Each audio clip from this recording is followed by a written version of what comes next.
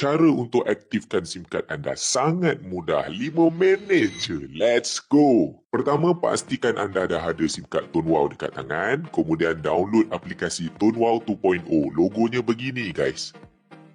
Klik register SIM.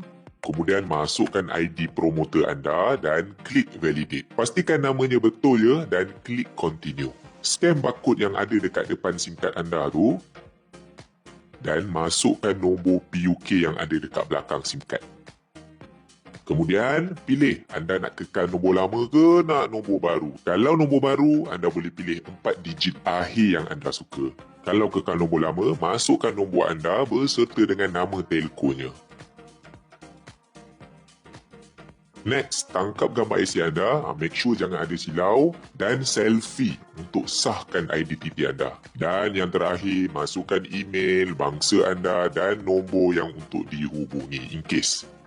Kemudian, tik je kotak tu dan klik submit. Selesai. Kalau anda daftar nombor baru, SIM card Tonwow dah boleh terus guna. Anda login je masuk app Tonwow untuk top up dan langgan plan. Kalau anda daftar kekal nombor lama, SIM card belum boleh guna lagi. Anda akan dapat 1 SMS daripada nombor lama anda. Reply SMS tu untuk sahkan yang anda nak keluar. Proses ambil masa sehari. Jika signal SIM card anda dah tak ada, baru anda boleh masukkan SIM card Tonwow.